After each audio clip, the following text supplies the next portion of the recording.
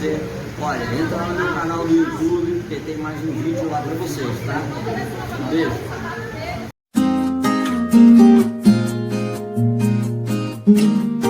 Tudo bem? É um prazer, um privilégio poder estar falando com você no mais um vídeo aula. É isso aí. Antes da gente começar a nossa aula, eu quero te dar aqui algumas orientações. Paulo dando a formatação do cristianismo através das cartas, né, que ele escreve para as igrejas, cartas teológicas, cartas disciplinares, cartas de orientação, né, cartas de revelação, né? Então nós encontramos Paulo fazendo um traçado espetacular nas suas cartas para as igrejas. Hoje, a introdução nossa vai ficar alicerçada sobre a narrativa histórica de Jesus de Nazaré, certo? Então vamos lá. Eu não quero trazer aqui para você nenhum conteúdo que já tenha na internet. Então, eu tive analisando, pensando, estudando. Eu quero trazer para você, nessa videoaula, um conteúdo que seja de acesso, compreensão, que seja fácil de compreender, mas ao mesmo tempo também que seja algo que você não vai encontrar de maneira simples, ou dizer assim, né, rápida pela internet. Então vamos lá. Vamos começar, né, pela narrativa, o início que narra a história, a historicidade de Jesus Cristo, Filho de Deus, aqui na Terra. Vamos analisar os 4 evangelhos, né? Nós terminamos o período intertestamentário, que é aquelas 4 folhas em branco, os 400 anos de silêncio, que não houve nenhuma manifestação no cânon hebraico, certo? E também não houve nada que fosse incluído no cristianismo. Sim, existe o livro de Macabeus, que não entrou no cânon protestante, ele está no cânon católico, que relata um pouco sobre o Império Grego, a história de Alexandre o Grande. Mas agora nós vamos entrar então na narrativa de Jesus. Analisando os 4 evangelhos, que são os 4 evangelhos chamados sinópticos, porque são os 4 evangelhos que trazem uma certa sincronia sobre a passagem de Jesus, a narrativa de Jesus. Começando por aí, eu quero dizer para você o seguinte: se nós fôssemos colocar os 4 evangelhos de forma cronológica, não estou fazendo em datas, não estou trazendo a você aqui a datação. João foi o último evangelho a ser escrito, né, se botássemos em dados cronológicos, ele foi o último evangelho a ser escrito, e o evangelho de João é considerado pelos teólogos, pelos ortodoxos, ou pela ortodoxia, como o evangelho grego. Só não bota muita fé nele não, porque acha que foi um evangelho que foi escrito por gregos e um evangelho meio que gnóstico. Eles gostam de falar isso, mas está errado. Está errado.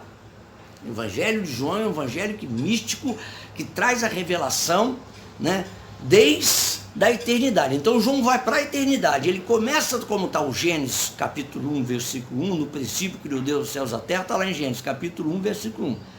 E ele traz, no princípio criou Deus, o verbo se fez carne. No princípio o verbo se fez carne. E o verbo era Deus e o verbo estava com Deus. Então ele traz o Logos, que é a palavra. Mesma palavra que dá criação no Gênesis. Mesma palavra que diz haja luz. Essa mesma palavra que é o Logos, é a mesma palavra que estava inserida na palavra que se fez carne. Essa mesma palavra que disse haja luz, é a mesma palavra que se encarnou, que se fez carne. Então, muito bem. Ficaria João, né? O segundo, se nós vamos colocar aí na base cognitiva, para você ter uma compreensão melhor. O segundo livro seria o Evangelho de Lucas, que é uma narrativa mais completa, né? Pormenorizada, detalhada. Ele entraria o Evangelho de Lucas. Então primeiro ficaria João. Eu queria ler os 4 evangelhos. Começa por João, não começa por Mateus, começa por João. De João vai para Lucas, que Lucas faz uma narrativa mais detalhada, conta a história do nascimento, com mais detalhamento, coloca a fase que Jesus aparece entre os doutores em Jerusalém, certo? Dá a ênfase de Jesus com a narrativa mais clara, né, sobre quem era João Batista. Né? Então Lucas é o evangelho com maior compreensão. O terceiro evangelho seria o evangelho de Marcos, que aí o evangelho de Marcos é o evangelho que foi o primeiro evangelho a ser escrito. Alguns teólogos afirmam que foi antes, 64, 65, antes da destruição. Mas a maioria afirma, principalmente Maxwell, né? Maxwell, que é um grande teólogo, com conteúdo de ortodoxia muito grande sobre o Novo Testamento, ele afirma que o Evangelho de Marcos foi escrito depois da destruição do templo, no ano 70. Muito bem. Então Marcos entra, faz uma narrativa legal, certo? E por último o Evangelho de Mateus. Né? E Mateus também escreve de uma forma clara, mais extensa, mas Mateus escreve mais com uma visão judia, uma visão hebraica do Evangelho. O Evangelho que tem uma cara mais gentílica, né? O evangelho mais gentílico dos 4 é o Evangelho de João. É o Evangelho de João. Tanto que eles afirmam que o Evangelho de João é um evangelho totalmente grego. Né? Então, você vai nessa ordem cognitiva que eu disse. Lê primeiro o Evangelho de São João, que é o Evangelho de João, segundo João.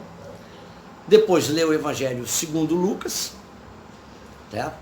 Porque Lucas, quando escreve o Evangelho, ele escreve para uma pessoa. É o Teófilo, mesmo que ele escreve Atos, ele escreve o Evangelho, possivelmente um cara muito influente, né, que morava na Ásia Menor e que tinha possivelmente um comerciante, né, um cara que tinha uma influência muito grande. E Marcos, ele também escreve, faz uma narrativa muito interessante sobre a passagem de Jesus, certo? E Marcos é o mais enxuto. Dos 4, Marcos é o mais enxuto, certo? E finalizando o Evangelho de Mateus, que era publicano, que foi chamado para ser um dos discípulos, né? E na verdade só 2 ali foram discípulos, que é João e Mateus. Marcos não foi discípulo, né? Marcos não foi discípulo. Marcos era o cara, quando ele faz a narrativa do cara que sai com lençol e fica nu, lá naquela confusão, naquela muvuca toda, quando Jesus é preso no Getsêmani, Jesus estava possivelmente na casa de João Marcos, que era uma casa que se situava ali em Jerusalém. O nome João Marcos, eu já falei, vou repetir aqui, é um nome romano.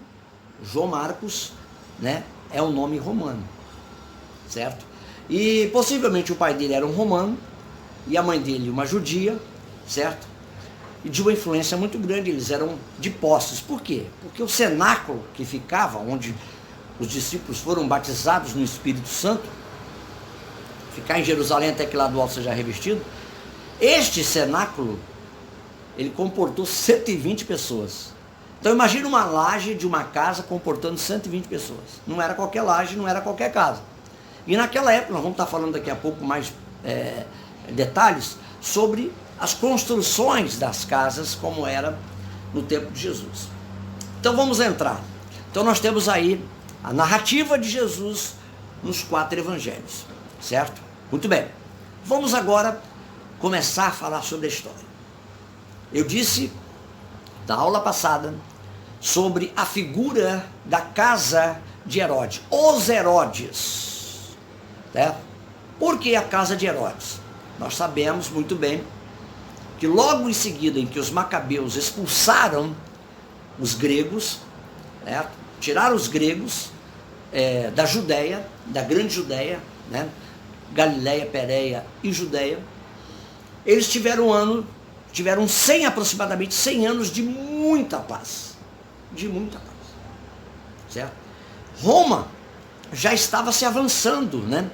Já tinha conquistado alguns lugares, algumas cidades, e já tinha fixado as suas províncias, porque os gregos já não estavam mais com aquela força de lutar e nem de dominar. E Roma já vinha na luta há muitos anos, há séculos atrás, na conquista da Europa, expandindo pela Espanha, expandindo pela Ásia, né? E vinha rompendo até que Roma, sabendo que a Palestina estava numa situação frágil, certo? Começou a oferecer os seus serviços, né? Que era o serviço de proteção. Roma era como se fosse a polícia mundial da época, né? Eles tinham um exército muito forte, eles tinham um armamento bélico fantástico, certo? A gente assiste os filmes épicos, os filmes de época, a gente vê como que eram as guerras, né? O Gladiador é um filme fantástico que mostra a estratégia de guerra, né? De Roma.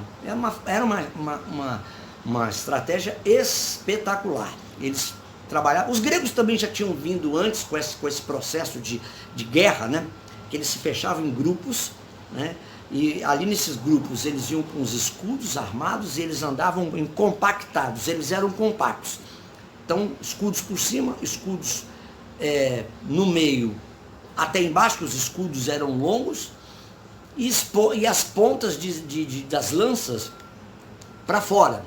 Então eles abriam, tinham, certo, aqueles com os arcos e flechas, jogavam, e tinham os lanceiros, né? E se fechavam. Então eles atacavam, certo? E se protegiam. Atacavam e se protegiam. Fora as catapultas que eles usavam, que foram os primeiros, os romanos, na verdade, foram os primeiros a usar, tá? O combustível, que era o petróleo, né? naquelas bolas incendiárias que jogavam as catapultas, que lançavam sobre os palácios, sobre as cidades. Aquilo onde batia era uma explosão, porque batia, jogava combustível para tudo quanto é lado, né? E incendiava tudo. Muito bem. Então Roma sentiu-se colocar o rei. Herodes, né? Que é o primeiro rei, Herodes o Grande, o que faz o início da vida de Jesus, o nascimento de Jesus, né? Herodes está ali no contexto, certo? Ele aparece nos evangelhos. Herodes foi nomeado pelo imperador romano, certo? Então, Herodes não era de descendência de Davi, não havia uma descendência monárquica, né? Herodes não tinha ver. Herodes era um edomita. Herodes não era hebreu, Herodes não era judeu, certo? A família de Herodes era uma família de posses, de bem. Então Roma se viu, né, uma oportunidade de chegar e falou assim: vou nomear vocês como rei aí na Palestina. Então, quando Jesus nasce, Herodes era o cara. Só que Herodes já vinha, porque mesmo os macabeus, depois Judas Macabeus morreu, os macabeus pararam de ter os seus grupos de ataque, de guerrilha, certo? E nesse período, Roma consegue se instalar ao poder, colocando-se um governador. Olha bem, como Roma foi esperta, colocou um governador, dominou o Sinédrio, porque quando Jesus aparece, já tinha Anás, e já falei sobre isso, vou repetir, Anás e Caifás. Anás não podia ter dois sumos sacerdotes, certo? Anás era o cara sacerdote e Caifás era genro, né, de Anás, certo? Então o que acontece? Roma conseguia, porque Roma tinha um processo que Roma fazia o seguinte: Roma, eles amavam a corrupção entre eles compravam todo mundo, eles compravam os amigos, eles compravam os inimigos, eles compravam todo mundo.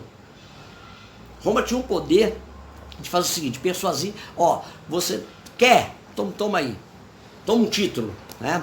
Toma uma cidade, né? Então Herodes, ele era um cara que ele já vinha já com a ideia de governar toda a Palestina, certo? De ser um monarca, mas ele não era muito aceito. Herodes não era um cara aceito, por quê? Porque Herodes era um cara que foi criado, ele era um biônico. Herodes era um biônico nas mãos dos romanos. Então, quando Jesus nasce, o nascimento de Jesus, está Herodes ali, né? Aparece Herodes o Grande. Depois vocês vão ver outros Herodes. E eu vou explicar aqui como é que funciona, né, a monarquia herodiana. Então Jesus nasce, e aí você vê relatos do nascimento de Jesus, mais preciso, você vê em Mateus e você vê em Lucas. Vem os magos, os reis magos. Primeiro, eles não eram reis, e segundo, eles não eram magos, ou seja, não eram feiticeiros, não eram videntes, eles eram astrônomos. Eles moravam na Babilônia. Olha o que os gregos fizeram. Gente, eu quero deixar bem claro aqui. Os gregos, quando eles dominaram, já falei isso, vou repetir. Guarda isso. Eles fizeram algo fantástico no mundo antigo.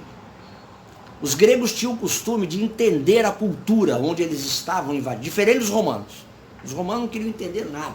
Os romanos queriam dominar, taxar os seus impostos. Não, os gregos, eles dominavam e eles taxavam, lógico, seus impostos, mas os gregos tinham um diferencial. Os gregos queriam conhecer a cultura. Eles pegaram e traduziram toda a cultura que tinha dos povos que eles dominavam, os dominados. E o que aconteceu? Eles pegavam todo esse material que eles coletavam e faziam a tradução para o grego e espalhavam em todo o império. Então o que acontece?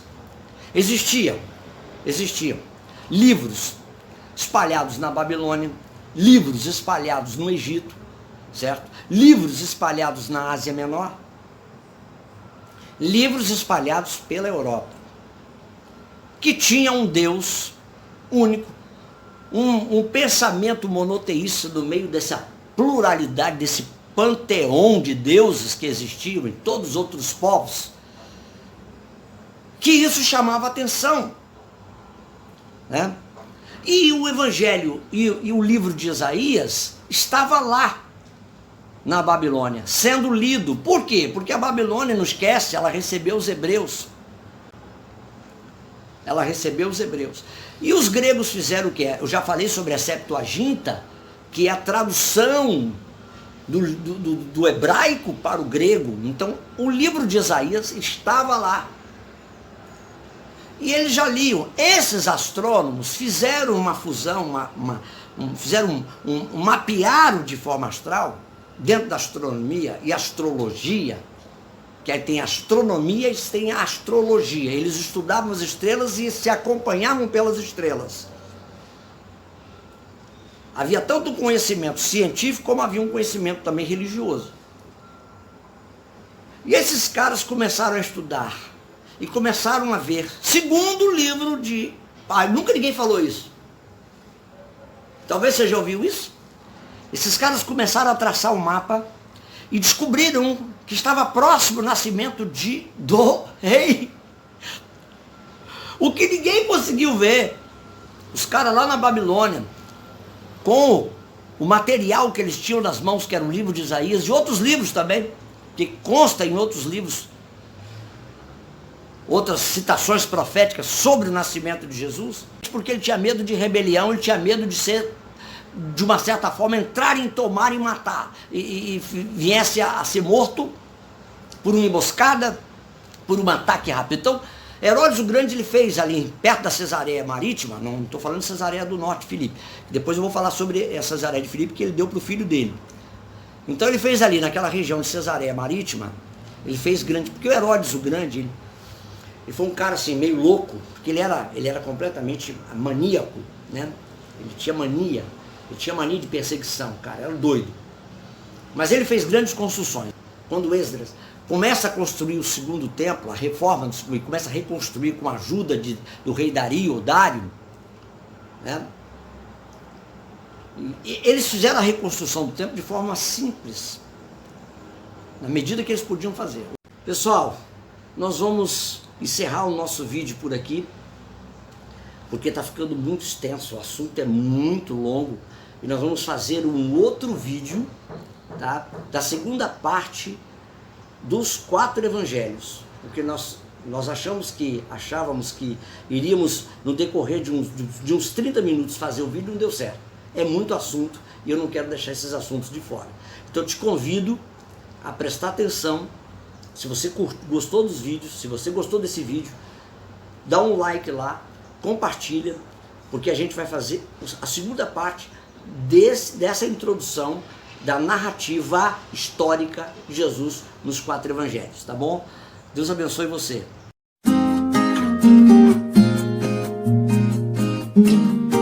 Olá pessoal!